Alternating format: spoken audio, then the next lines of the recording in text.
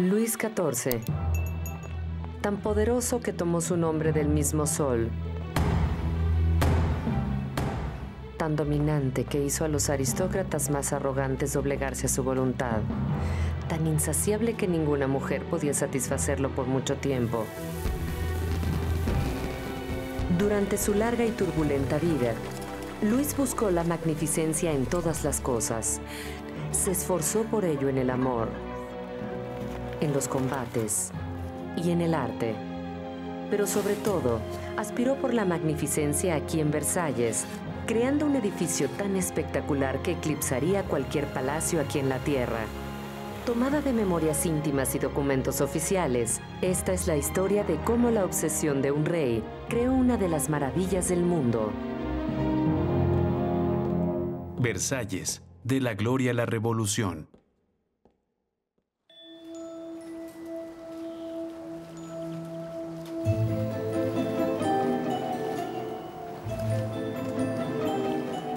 Todo comenzó en un pantano. Fue ahí, en una extensión de tierra pantanosa plagada por mosquitos, que Luis, el rey de Francia, a los 27 años, decidió construir su nuevo palacio cerca de una pequeña e insignificante ciudad llamada Versalles. Sus cortesanos no estaban impresionados. Era casi como si Luis hubiera escogido el peor sitio posible para su magnífico palacio, a fin de demostrarle al mundo que su voluntad era mayor que la naturaleza.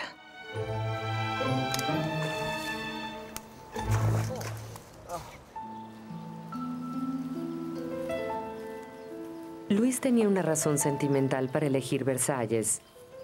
Era el antiguo castillo de cacería de su padre, y de niño él había jugado y cazado ahí.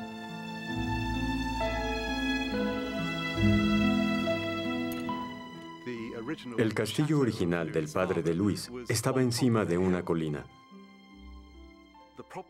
Y el problema era que si querían convertirlo en un gran palacio colosal, no iban a construirlo sobre una planicie.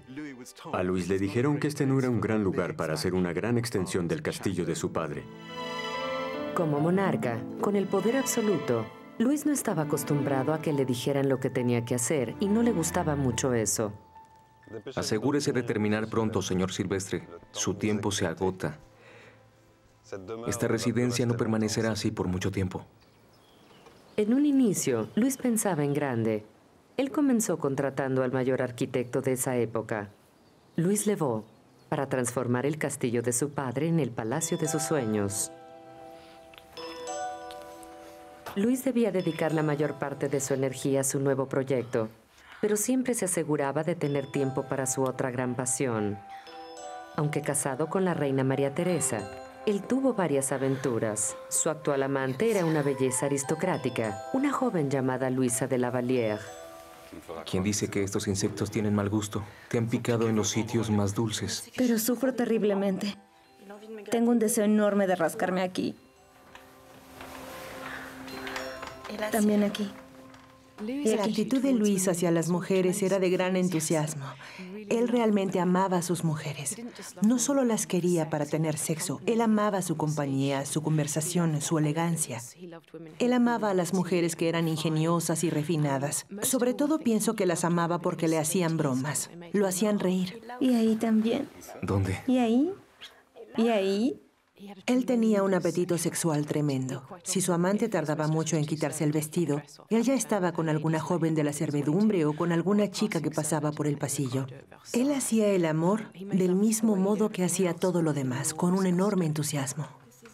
Quiero que me haga suya, Majestad. Se esperaba que el rey de Francia tuviera un amante. Era una especie de símbolo de virilidad de la nación. Y ya saben, 100 años más tarde, pobre Luis XVI. Los franceses estaban furiosos con él porque no tenía un amante. Luisa de la Vallière fue la primera amante oficial de Luis XIV. Luisa era una mujer que estaba en espera en la corte.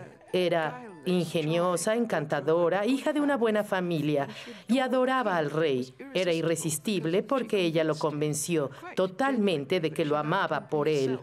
Y creo que esto es lo que el joven rey quería oír. Creo que él se divertía mucho. Luisa fue muy importante para él. Realmente la amó. Ellos tuvieron 2 hijos juntos. Él la hizo duquesa. Pero era más la atracción de un joven que una profunda pasión. Independientemente de sus sentimientos hacia Luisa, él siempre procuró cumplir con todas sus obligaciones de esposo. El matrimonio con la reina María Teresa era políticamente vital, ya que había asegurado la paz entre Francia y España durante muchos años, y él tenía que engendrar varones con ella para asegurar que su dinastía continuara. Luis sentía una obligación hacia la reina. Él le hacía el amor con mucha frecuencia. Ella siempre tenía una misa especial al día siguiente y las personas se codeaban unos con otros en la corte porque ella se veía feliz cuando entraba a la capilla. Él era atento con ella, cortés, tenían hijos juntos, pero ella simplemente no tenía el aspecto, la educación, el espíritu o el encanto para cautivar a un hombre así. Ella aceptaba su infidelidad como lo hacía la mayor parte de la realeza y las mujeres aristócratas del tiempo, como parte del matrimonio. Los cortesanos picados por los mosquitos de Luis también tenían que aceptar a su rey por lo que era.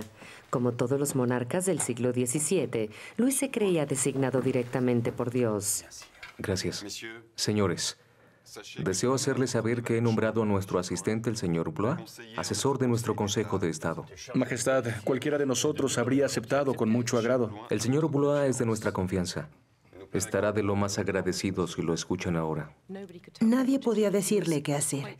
Él era simplemente el único poder en el reino. Y habiendo tenido este conocimiento desde que era muy pequeño, creo que significó que sin gran arrogancia u orgullo, él se viera a sí mismo casi como un dios.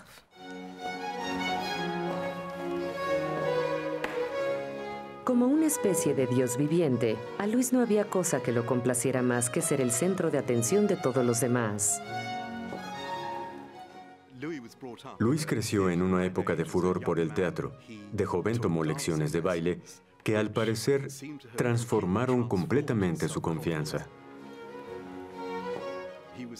Él era realmente un extraordinario bailarín y claramente disfrutaba participar en estas representaciones que se hacían principalmente delante de la gente de la corte.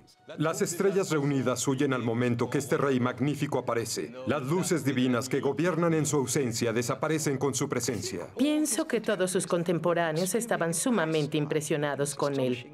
Era asombrosamente guapo, con su cabello de oro largo y su rostro casi angelical. En efecto, era como un dios, como su madre Ana de Austria lo llamó. A Luis le gustaba disfrazarse, y no solo por diversión, era la parte de su imagen pública. Él eligió como su modelo a imitar al dios griego Apolo, representado en imágenes clásicas como el sol. Hoy tomamos la forma del sol, que es la más noble de todas las estrellas, y que por la brillantez que lo rodea, por la luz que transmite a las otras estrellas, es sin duda la imagen más viva y hermosa de un gran monarca. Luis estaba muy interesado en el sol como un símbolo. El sol es la estrella más grande. Un símbolo muy potente, porque refleja su luz en todas partes.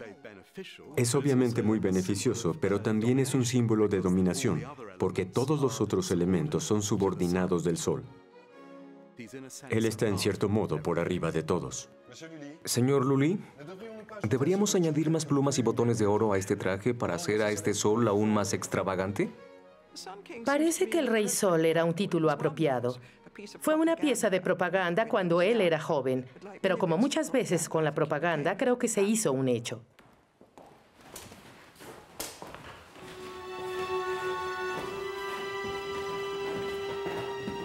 Los proyectos de Levaux para remodelar Versalles estaban completos y listos para presentarlos a su exigente jefe.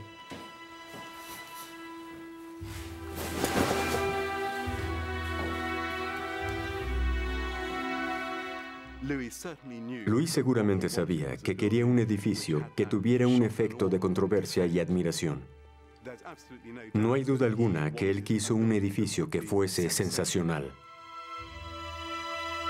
El modelo de Levaux era impresionante, pero tenía un gran defecto. Él planeaba destruir el viejo castillo de su padre.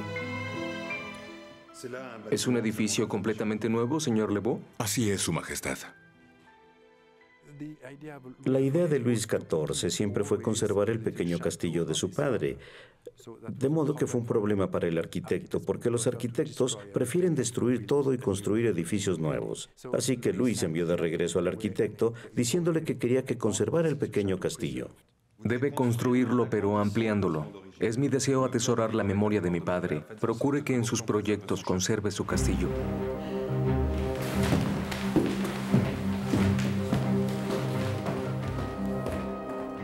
Levaux se fue para hacer los cambios y Luis concentró su atención en el paisaje. Quería ampliar el jardín existente añadiendo lagos decorativos y árboles con figuras deslumbradas por las fuentes. Pero había escogido un sitio horrible. No tenía una gran vista. Estaba encerrado por los parajes de un valle. Y tampoco la región de Versalles estaba naturalmente dotada con la clase de árboles que Luis quería para su jardín. El paisajista más importante de Luis era el diseñador de paisajes más famoso del siglo, André Lenotre. Versalles sería el mayor desafío de su carrera. ¿Cómo puedo mostrarle mi gratitud? Dándonos un anticipo del paraíso con sus jardines. Pero el Rey Sol no quiso esperar su paraíso terrenal o a que sus árboles jóvenes crecieran. Luis XIV quería resultados y los quería rápido. Esto era realmente el tema entero del proyecto de Versalles. Y la solución era desarraigar árboles maduros de otras partes de Francia y hacerlos llegar. Así que se inventó un artilugio especial.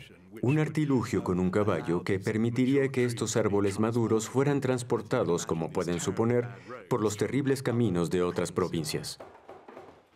Señores, apresúrense, por favor, apresúrense. Vamos, deprisa. Con el nuevo trabajo de construcción en espera, Luis instruyó a Levaux que mejorara el interior de Versalles. En sus viajes de inspección, Luis fue acompañado por su séquito, incluso su amante, Luisa de la Vallière. Pero Luisa ahora tenía una rival. Señora, ¿debo dejarle mi lugar a usted? Podría ser, señora, que mi lugar pronto sea el suyo. Señor Levaux, ¿son estos espejos venecianos genuinos? Su Majestad, los espejos venecianos son de una pureza sin igual. No queremos otros, ya que otros espejos deformarían las reflexiones de estas señoras que nos acompañan. Al poco tiempo él se aburrió de Luisa y ella perdió el tiempo en la corte desesperada por recuperar su atención. Nunca lo logró, así que tal vez sufrió bastante. Creo que el rey podía ser muy exigente. El poder es un gran afrodisíaco y una corona incluso más. Naturalmente, creo que él escogía a mujeres muy bellas.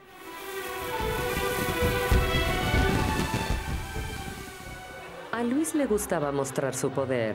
Después de ganar una guerra contra España, se divirtió dando una gran fiesta en los enormes jardines de Versalles. También era una oportunidad para el rey de lucir a la mujer que había sustituido a Luisa como su amante favorita. Su nombre era la señora de Montespan, y ella era una de las mujeres más bellas en Francia.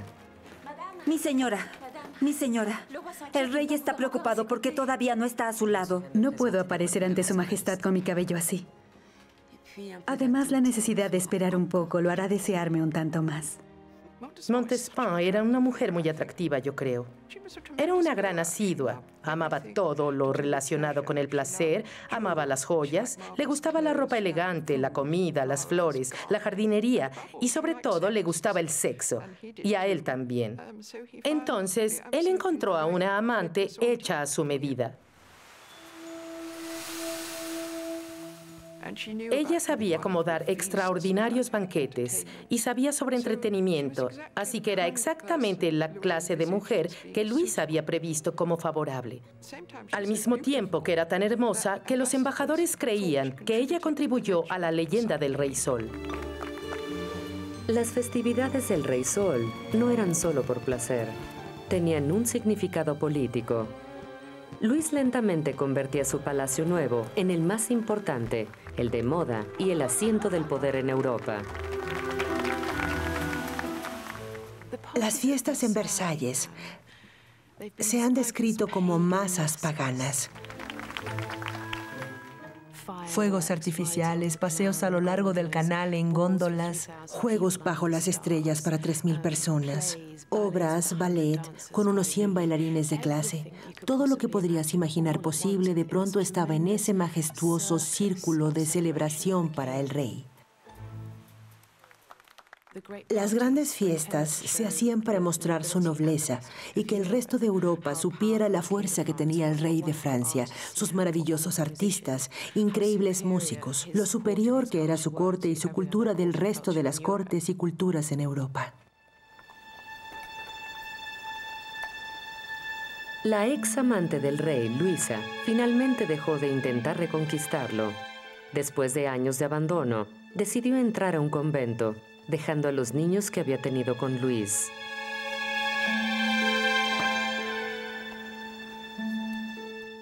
No creo que ella sintiera culpa por dejarlos, ya que sabía que los tratarían muy bien. Así que no creo que sintiera esa clase de culpa, porque creo que su gran culpa la borraría con penitencia, ayuno y todo eso en el convento. Y cuando finalmente se escapó, creo que fue mucho más feliz. Se hizo una monja de línea dura. Ya saben, el cabello corto, camisa cerrada, rezo y arrepentimiento, y en general terminó su vida más o menos en la orden de la santidad. Ya que Luis pasaba cada vez más y más tiempo en Versalles, decidió mover a su gobierno entero ahí. Para alojar a los nuevos funcionarios, Levaux sugirió una idea flamante: conservar el viejo castillo, pero encerrándolo con nuevos edificios masivos en los 3 lados. El diseño era conocido como la envoltura. El castillo se conservó, pero lo rodearon de nuevos edificios con un estilo completamente diferente que parecía un palacio. Lo que también hizo con Levaux fue construir pabellones para sus ministros. Esto era importante, ya que representaba que por primera vez Versalles podría funcionar como sede de la monarquía, un lugar en el cual el rey podría gobernar.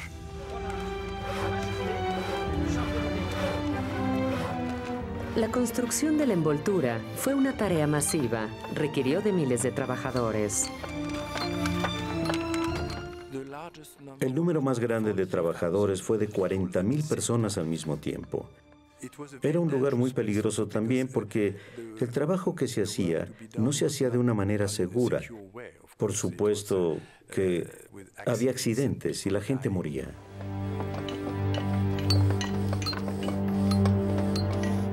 Luis estaba impaciente por hacer el trabajo rápidamente. El trabajo continuó día y noche. No existían los seguros para los empleados, y los trabajadores que corrían más riesgo eran los que trabajaban en lo alto. Entonces teníamos a los albañiles, carpinteros. En realidad sabemos que habían muchos accidentes en ese lugar. Pobre mujer, ¿quién de nosotros no tiene un marido tullido, un hermano desfigurado o un amigo cojo por culpa de este maldito lugar? Había ocasiones cuando el índice de mortalidad, la tasa de mortalidad era alta, y para no desmoralizar al personal, los cadáveres se quitaban por la noche.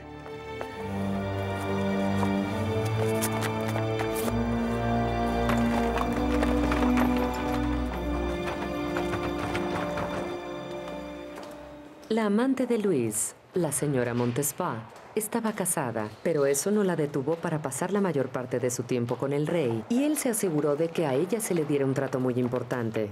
Ella tenía una suite de 20 habitaciones, mientras que la reina tuvo que arreglárselas con 11. Estas fueron magníficamente diseñadas y él pasó mucho tiempo en ellas. Incluyeron un sanitario, algo muy extraño para la época, en el cual él y la señora Montespan pasaron muchas horas felices. A pesar de su elevado estatus, a Montespan le era difícil compartir a Luis, incluso con su propia esposa. Creí que se sentía enfermo. Por lo general no suele quedarse con la reina durante tanto tiempo. No se preocupe, mi señora, mi corazón está bien. La reina tiene derechos de los cuales no soñaríamos con privarla. No creo que se sintiera celosa de la reina, porque después de todo ella tenía el verdadero amor de Luis y lo sabía. Creo que ella hacía rabietas sobre las otras amantes cuando llegaron con el paso de los años, y creo que hay algunos hombres, tal vez Luis entre ellos, que les agrada que una mujer sea celosa y muestre señales de preocupación. Se sabe que ella se quejaba como loca si sentía que él se alejaba de lo que era, de hecho, una relación ilegítima.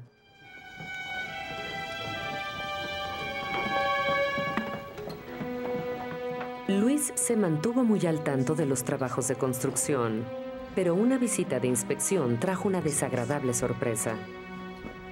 Una madre molesta por la muerte de su hijo en ese lugar lo esperaba. Este es un monarca que sangra a la gente de Francia. ¿Y por qué? Para su propia gloria. Oiga, Majestad, lo blasfemo a usted y a su Versalles. Dicen que ella no dejaba de maldecir a Luis XIV. Y blasfemo esta obra también, donde los carruajes se llenan todos los días con aún más muertos. ¡Tirano! Supongo que él se quedó muy sorprendido que dijo, ¿es a mí? ¡Suéltame! ¡Maldito! ¡Tirano! ¿Esa mujer nos está hablando a nosotros? Majestad, no le escuche. Ha perdido el juicio. Fue un acto de valentía para esa madre el haber hecho eso, porque había guardias en todos lados. Y por supuesto, tan pronto como ella dijo todo eso, de inmediato se la llevaron para reprenderla.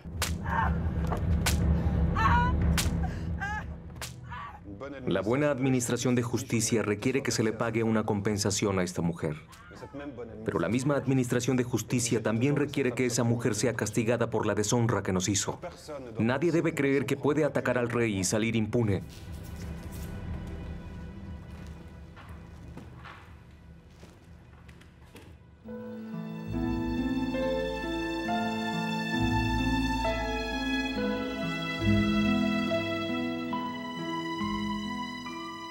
Los proyectos ambiciosos de Lenaud comenzaban a tomar forma, y el sueño de Luis de crear el palacio más espectacular en Europa poco a poco se hacía una realidad.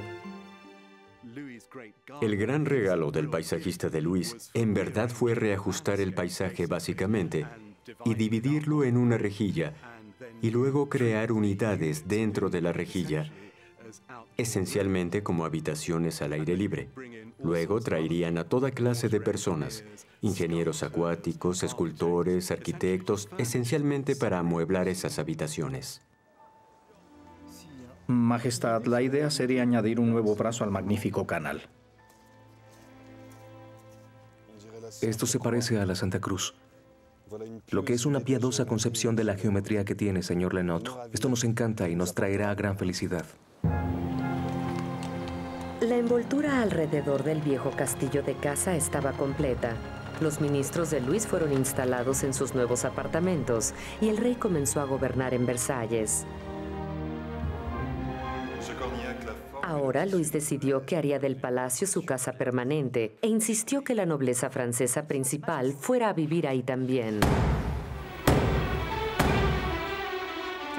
De acuerdo. Llegó el momento para todos nosotros de hacer los preparativos necesarios para que Versalles se haga la residencia del rey de Francia. No cabe duda que para Luis la nobleza, en particular la gran nobleza de la corte, era un aspecto esencial de su monarquía. Ellos lo rodeaban de gloria y estatus. Este era un estado donde la última concesión a favor o en contra estaba en las manos del rey. Si buscaban un comando militar, si buscaban favores para muchos de sus clientes, partidarios o familia, la manera de conseguir esto era teniendo acceso a Luis. Y en menor grado, obteniendo acceso con los ministros que rodeaban a Luis.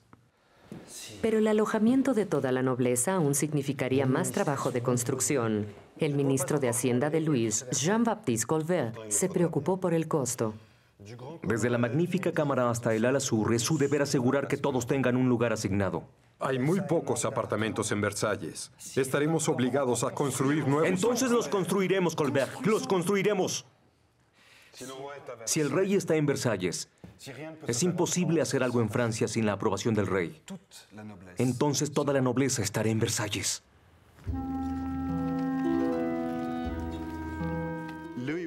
Luis quiso a la nobleza en Versalles con el fin de poderlos vigilar.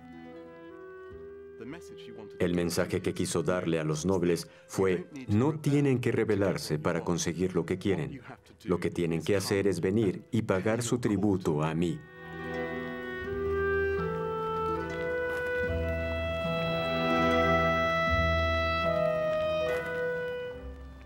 Majestad, aquí está el castillo en su forma actual.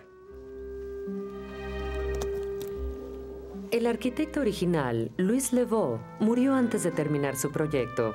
Su reemplazo, Jules Mansart, tenía sus propias ideas.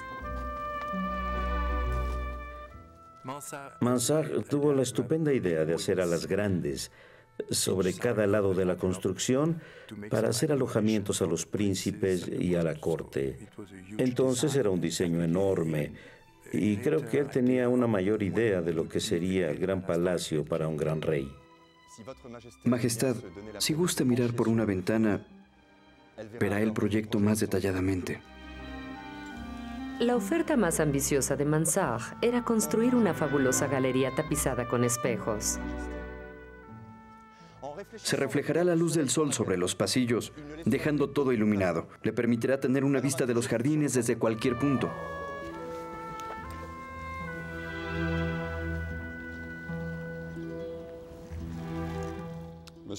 Señor Mansart, su arte reúne nuestra completa apreciación. Majestad, gracias. Aunque magnificó los proyectos, la experiencia de Luis con sus constructores le era familiar. Todo parecía mucho más largo, costaba mucho más de lo estimado, y ellos hacían un gran tiradero. Nada es más falso que las célebres pinturas de Versalles que muestran un lugar majestuoso con todo perfecto. Sabemos que ese no era el caso, siendo que el lugar era una enorme obra.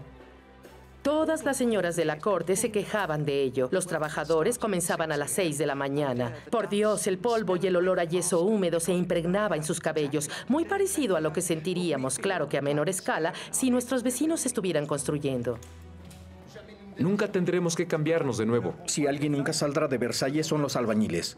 El primer día en Versalles debe haber sido algo muy asombroso.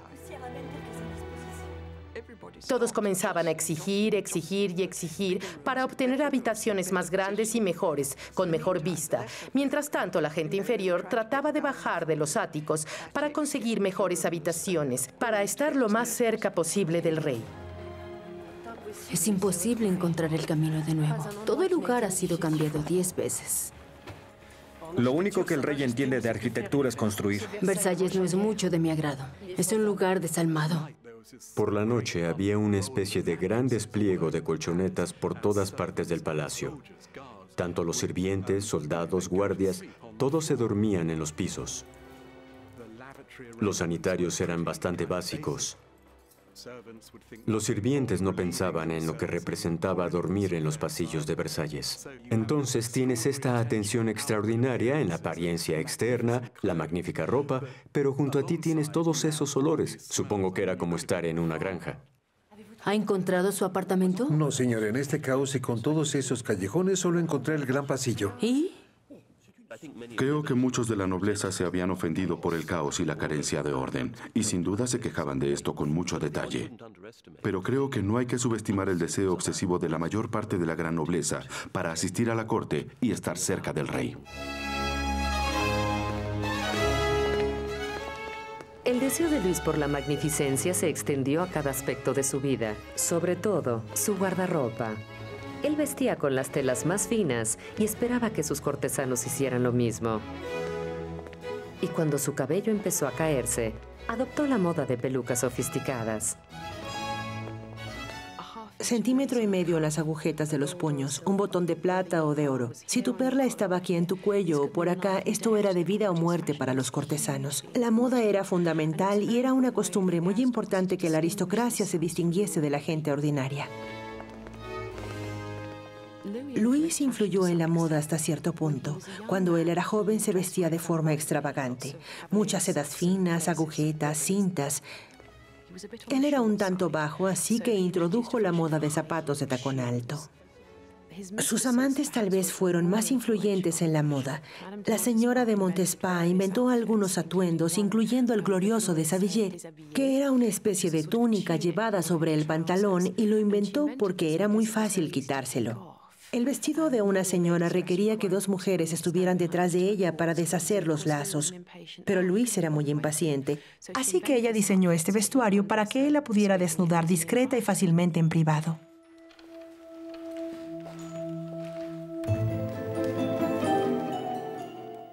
Con tantos cortesanos que ahora ansiaban su atención, Luis los mantenía ocupados convirtiendo sus actividades diarias en rituales públicos.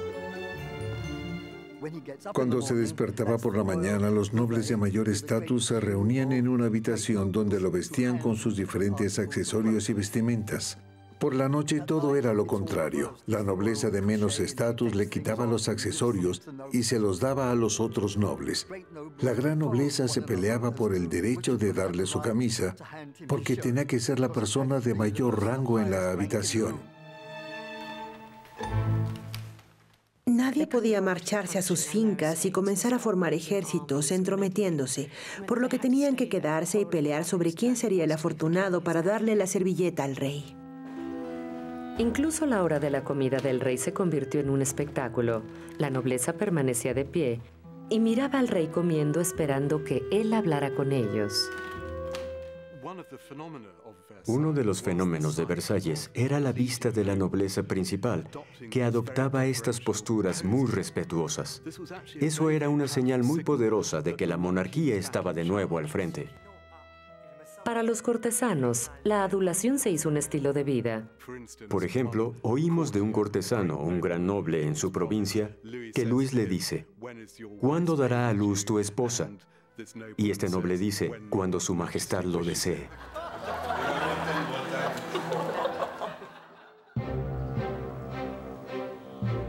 Así como se alojaba a miles de cortesanos y funcionarios, Versalles también fue usado por el rey para promover a Francia. Había una intención deliberada de crear un escaparate para manufacturas francesas y rivalizar o superar a Italia, sobre todo, que era la gran fuente de agrado en el siglo XVII. La magnificencia del interior, por supuesto, era todo sobre el esplendor de la monarquía y el esplendor de Luis XIV. Luis personalmente amaba los materiales costosos y la artesanía fina, pero también era una orquestación cuidadosa de la proclamación de Francia, donde Luis XIV podría influenciar a Europa en términos de gusto y de arte.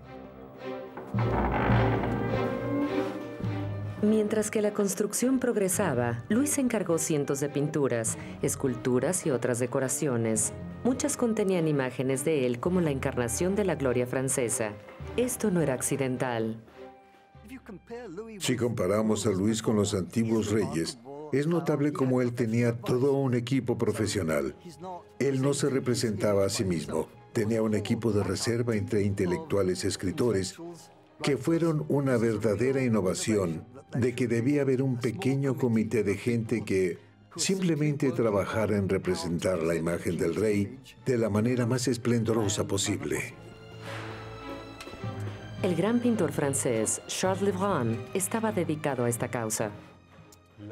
El camino que aparece delante de sus ojos, Majestad, conducirá a todos sus súbditos de la guerra a la paz, de la oscuridad a la luz, de las fuerzas del caos a la victoria, del orden y la bondad.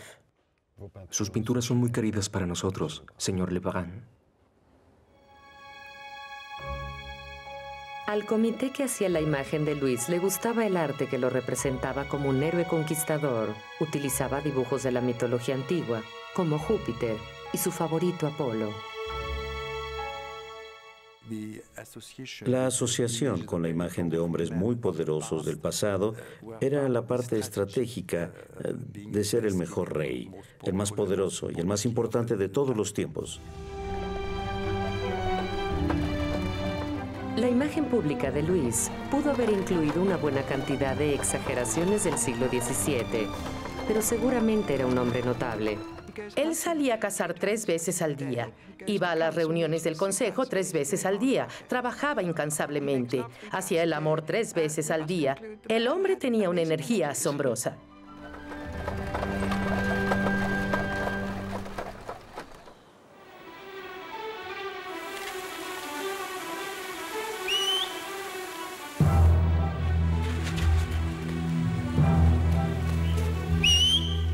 La búsqueda incansable de gloria y grandeza de Luis encontró su expresión en los jardines de Versalles. Pero ni el rey podía cambiar la geografía de una región que carecía en gran medida de agua para impulsar cientos de nuevas fuentes que Le Nôtre había instalado. Y cuando el rey hacía su recorrido, los jardineros encendían las fuentes cuando él se acercaba. Y luego las apagaban otra vez, una vez que se retiraba.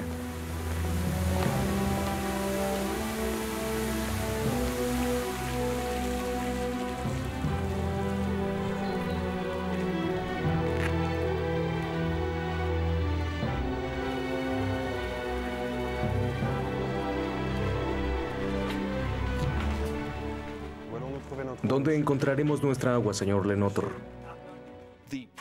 El problema para conseguir alternativas que hicieran que el agua tuviera una alta presión nunca se solucionó del todo.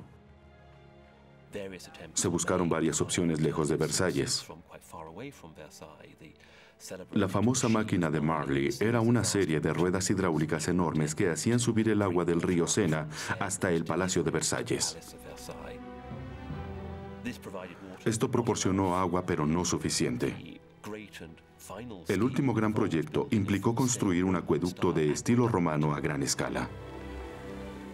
Pero fue abandonado por ser demasiado costoso y el resultado, por supuesto, fue que en los grandes jardines de Versalles nunca hubo suficiente agua para encender todas las fuentes al mismo tiempo.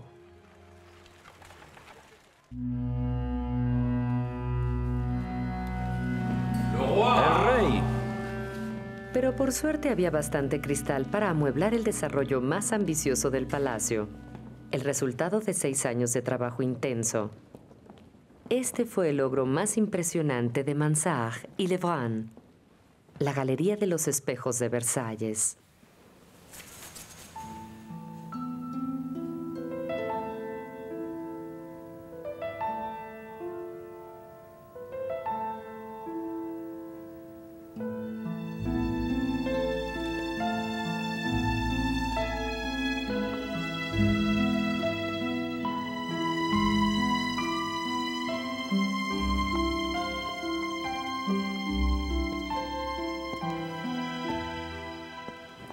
Majestad, nadie puede creer lo que ve.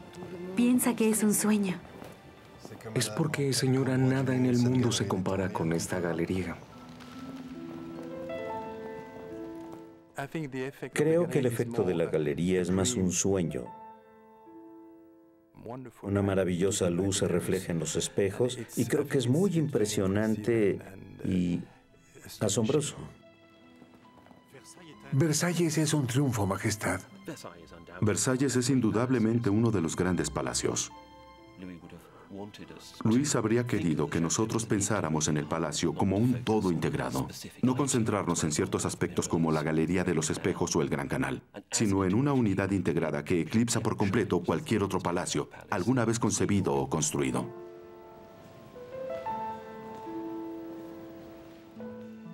¿Algo le ha disgustado, Majestad? Todo es cuanto me prometió. Sin embargo, deberíamos alegrarnos porque este salón será abierto al público, así como el resto del palacio y los jardines. Ellos son el orgullo del Reino de Francia. Hay que compartirlo con el mundo. Luis, hijo de su casa, Versalles es mío. Supongo que podría decir que Luis era Versalles, era su hogar. Si entendemos uno, entendemos al otro.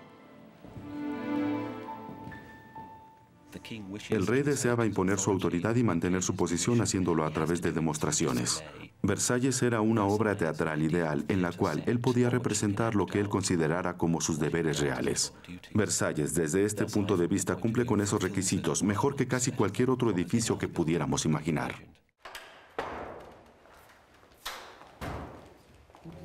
Los amoríos de Luis con su palacio duraron más que cualquiera de sus relaciones humanas.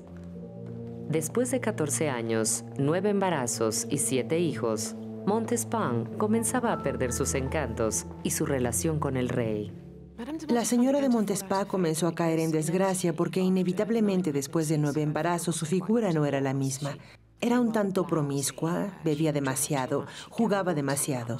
Intentaba llamar la atención con sus rabietas y pienso que le sucedió lo que a muchas mujeres. Entre más sentía que perdía a su hombre, más necesitada y demandante se volvía, y entre más necesitada y demandante, más lo ahuyentaba. Su Majestad ya no tiene un momento para escucharme, aunque yo tenga tantas cosas que decirle. Más tarde, señora. Otro día. Creo que a su vez Luis también pasaba por una transformación personal significativa. Se estaba haciendo más religioso. La señora de Montespan era una mujer casada. Cometer adulterio con una mujer soltera era una cosa, pero el doble adulterio era un sacrilegio. Era un escándalo tremendo y se daba cuenta de que su estilo de vida podría poner en peligro el Estado y también su monarquía.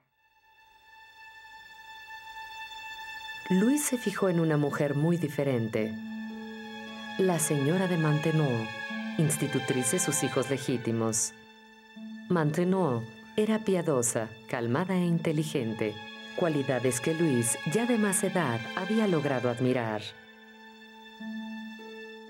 La pobre señora de Maintenon tenía que hacer de todo, desde cocinar hasta plomería, jardinería, así como institutriz y niñera. Era agotador, y ella lo hacía tan bien que Luis comenzó a prestarle atención. Él notó que esa mujer era inteligente, de presencia tranquila, y poco a poco la señora de Maintenon comenzó a seducir al rey. Pero señora... ¡Largo de aquí!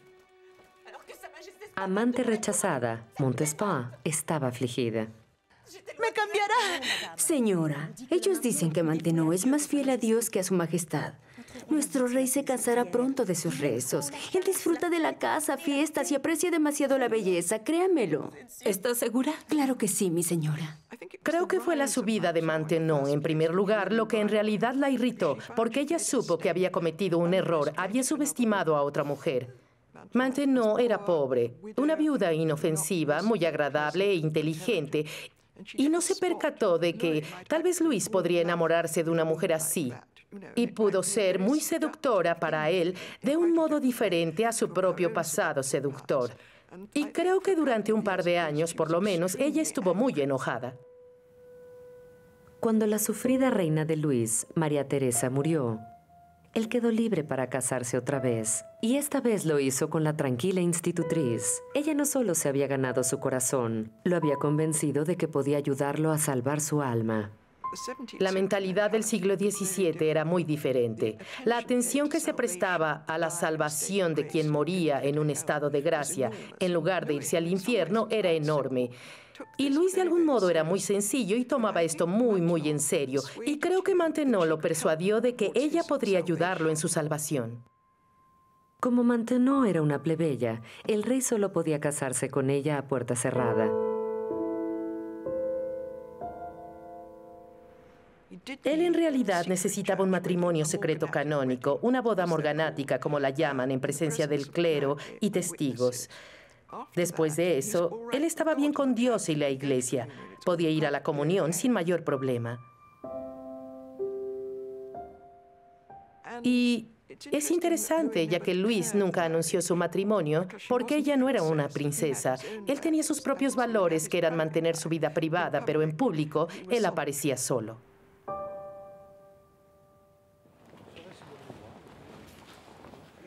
¡El rey!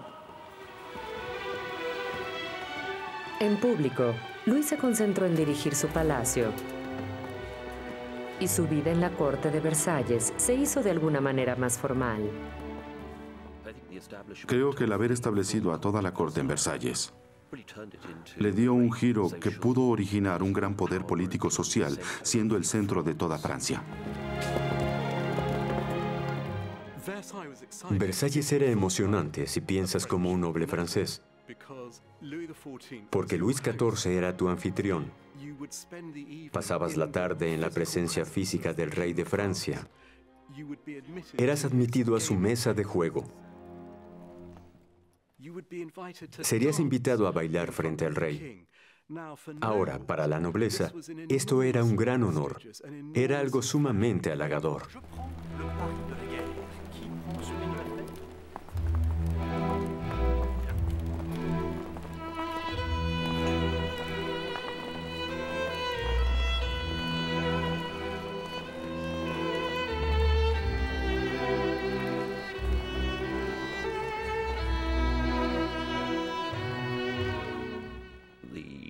La corte de Versalles podía ser vista como una combinación quizás entre la chalina real y los que hacían negociaciones para los futuros mercados. La combinación era un grupo social muy elitista basado en quienes conocían a quienes y si podían relacionarse unos con otros. Y al mismo tiempo, un grupo de profesionales que tenían su propio lenguaje y sus propios códigos, quienes sabían cómo hacer acuerdos y sacar las mayores ventajas posibles de una situación en particular.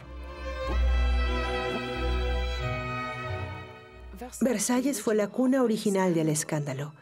La frase con la cual todos iniciaban sus conversaciones era on dit. Se dice que ellos dicen esto, ellos dicen aquello, y todo el día había susurros. Los rumores viajaban por todo palacio. La gente se enviaba pequeñas notas en las sillas de mano para informar lo que sucedía en las distintas habitaciones, y esto, por supuesto, lo hizo un lugar tremendamente claustrofóbico para vivir. No podías hacer nada sin que todos lo supieran.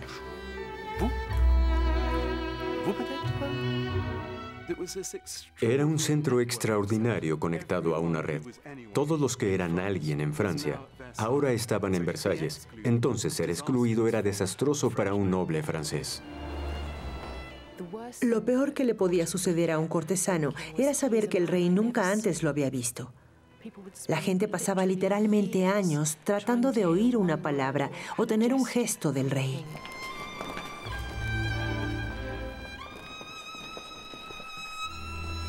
¡El rey! Con la nobleza ahora tan al pendiente de él, Luis podría dedicarse de lleno a interpretar el papel para el que nació. Él emerge como un ejecutor absolutamente consumado. Todo el régimen de Versalles, por supuesto, dependía de esta figura extraordinariamente carismática que podía interpretar de manera correcta lo que fuera para esa enorme audiencia que él había reunido a su lado. Luis. Pero Luis era solo humano y después de años de buena salud comenzó a sufrir de un problema médico serio, una fístula anal. Luis, quédese un poco más. Está agonizando. Cómo me gustaría, mi señora. Pero Francia no debe saber nada acerca de mis dolores. El rey tiene un deber primordial con sus súbditos. Era una condición muy seria en el contexto del siglo XVII. El riesgo de que se hiciera gangrenoso, que la pus se infiltrara en el resto del cuerpo y lo infectara era muy alto. Si no se hubiera tratado, esto habría matado de seguro al rey. El único modo que había para curarse era la cirugía invasiva, y esa cirugía ya había tenido un éxito muy pobre. Pero Luis ordenó a sus doctores que prosiguieran. Su médico principal ideó un nuevo instrumento para hacer la operación. Los doctores implicados en la operación ya la habían practicado en otras personas que tuvieron fístulas anales. Sin embargo, aún era una operación muy arriesgada. En el siglo XVII, los doctores muy probablemente te mataban antes que curarte. Se hizo un enorme esfuerzo en Versalles para guardar los detalles de esto en secreto, porque era muy probable que el rey no sobreviviría y temían las repercusiones diplomáticas que esto acarrearía por Europa.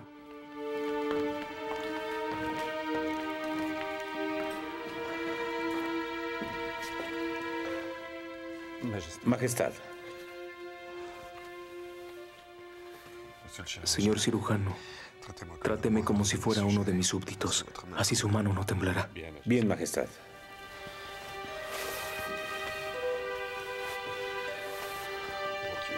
Mi Dios.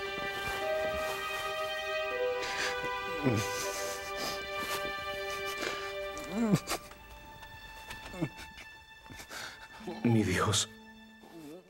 Fue muy valiente durante la operación. Él nunca habló en lo absoluto. Imaginen el dolor sin ningún anestésico.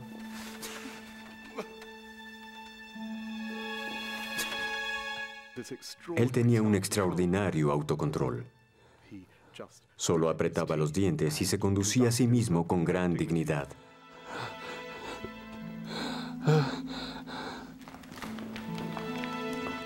La fístula anal de Su Majestad se redujo considerablemente. Ahora debemos rezar por su recuperación total.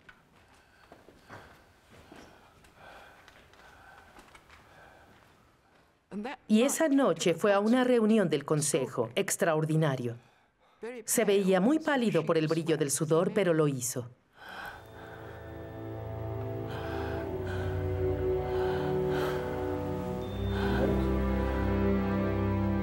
Luis recuperó su salud, pero otros problemas surgían.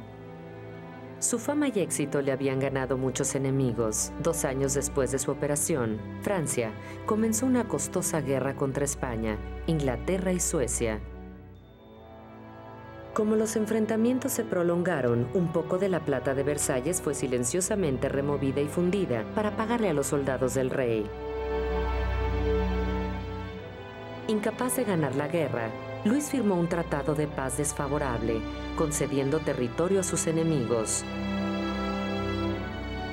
El Rey Sol estaba sin duda en decadencia, y aunque siguió haciendo pequeñas mejoras a su gran palacio, perdió la mayor parte de su entusiasmo. ¿Realmente es necesario este nuevo trabajo? La ópera, Majestad. La ópera. Es verdad que nuestro Versalles ha carecido de una ópera. Pero es demasiado tarde, señor Mansart. Haga nuestro nuevo dormitorio. Pero en cuanto a la ópera, se lo dejamos a nuestros sucesores.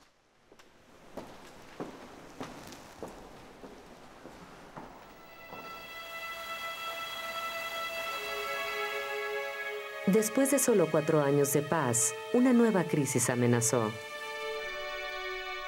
El rey de España murió, dejando su imperio al nieto de Luis. Si Luis aceptaba en el nombre del niño, sabía que los otros poderes europeos tratarían de detenerlo, pero si se negaba, los territorios irían a los rivales de Francia en Austria. Él estaba en una situación imposible. Luis estaba condenado si lo hacía o si no lo hacía. Por el hecho de enfrentarse a una cuestión que concernía el honor de su dinastía, no fue sorpresivo que optara por aceptar la oferta de los españoles. Pero inevitablemente esto provocó la guerra con los otros principales poderes europeos. Esta fue la guerra más extenuante del reinado de Luis. Duró 12 años y llevó a Francia al borde de la ruina.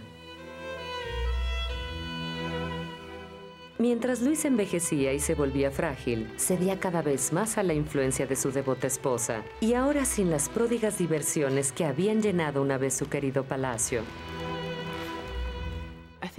Creo que Versalles se hizo un lugar frío, aburrido en muchos aspectos, una vez que de Maintenon logró controlar a Luis.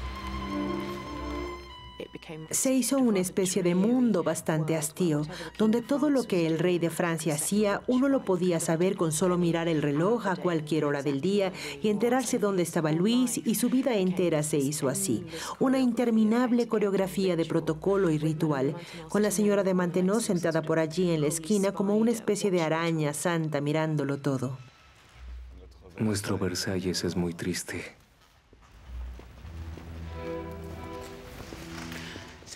Aquellas fiestas que dio sirvieron para mantener los vicios de sus cortesanos. Y su majestad gastó excesivamente. Maintenon era un consuelo para Luis cuando más lo necesitó. La enfermedad tomó la vida de muchos miembros de su familia, incluso un hijo y su nieto. Él se torturaba por la alevosía de sus guerras. Creo que Luis fue una figura trágica en sus últimos días. Creo que la tragedia comenzó con las muertes repentinas de tantos seres cercanos y tan queridos. Luis tenía a Maintenon a su lado, pero ella decía que a veces cuando estaba a solas con él, cerraba las puertas y luego se ponía a llorar por cómo se habían dado las cosas. Creo que fue una vejez muy triste el sobrevivir a sus descendientes y el haber llevado a Francia a estas guerras que parecían maravillosas cuando las ganaba y se hicieron espantosas cuando las perdió.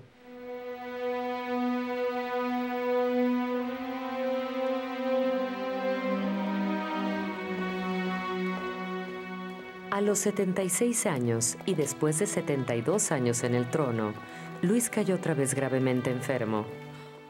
La pierna de su majestad está tan negra como la resina. Nadie esperaba que Luis XIV viviera tantos años. Luis finalmente se debilitó en el último año de su vida como resultado de una infección gangrenosa que gradualmente se extendió de su pierna al resto del lado izquierdo de su cuerpo. Hasta la propia muerte de Luis fue un evento público. He vivido entre la gente de mi corte. Deseo morir entre ellos. Hágalos participar en mi comida. A pesar de su larga intimidad, Maintenon no estuvo al lado del rey cuando él murió. No era la costumbre. Por su propio deseo, se marchó a un convento para estar entre señoras que la embaucarían y se compadecerían de ella. Dejó al rey con el sacerdote y por último con Dios.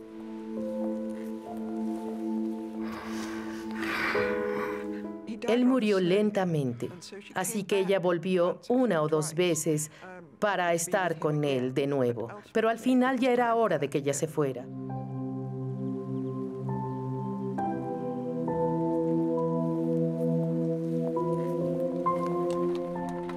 El heredero al trono era un niño realmente pequeño, un niño de 5 años, y a él se le pidió que entrara a ver a su abuelo, y su abuelo le dijo que fuera un buen rey, y le dijo, he amado en demasía la guerra. Fueron las últimas palabras tristes de Luis XIV, aunque tenía razón.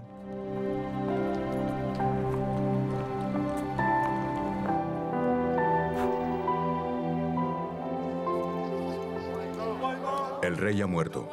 El rey ha muerto. El rey ha muerto.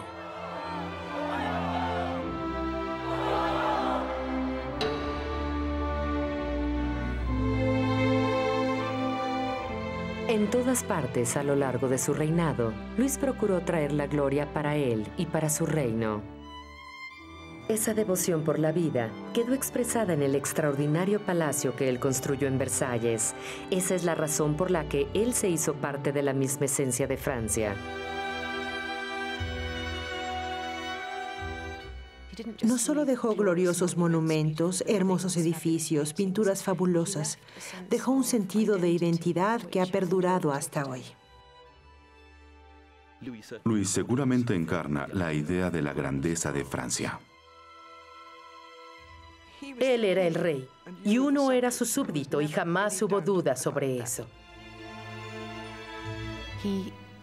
Él impuso su voluntad sobre el mundo de una forma maravillosa en todos sentidos. Él quiso impresionar a todos y creo que tuvo éxito.